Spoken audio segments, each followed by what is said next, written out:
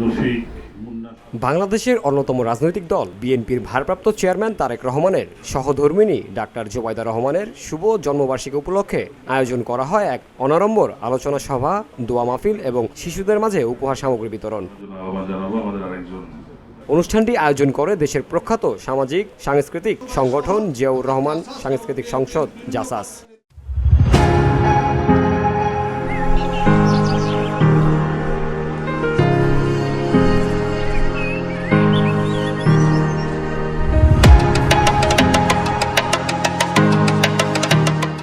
অনুষ্ঠানে প্রধান অতিথির বক্তব্যে রুহুল কবির রিজভী বলেন, তিনি একজন এমন মহিলা যে স্বামীর শোকে সংকটে সবসময় পাশে থেকেছেন। একজন গুণবতী স্ত্রী যে দায়িত্ব পালন করে, ঠিক কোনো কোনো ক্ষেত্রে তার চেয়ে বেশি তিনি দায়িত্ব পালন করেছে।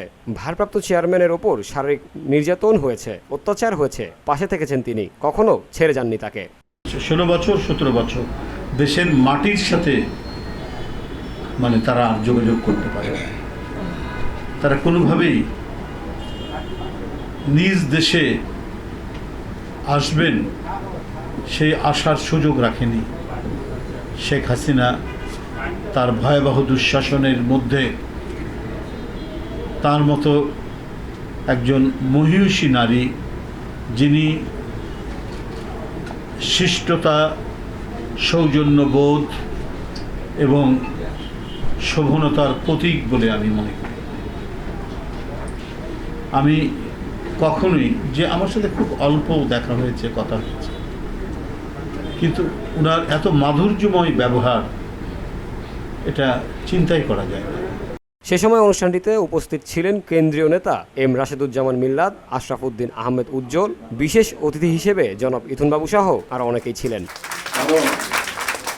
বক্তারা বলেন, ডাক্তার জোবাইদা রহমান শুধুমাত্র একজন রাজনৈতিক ব্যক্তিত্বের সহধর্মিণী নন, তিনি একজন সমাজসেবী ও মানবিক চিন্তাধারার প্রতীক। তার কর্মময় জীবন এবং রাজনৈতিক অবদান আগামী প্রজন্মের জন্য অনুকরণীয় হয়ে থাকবে।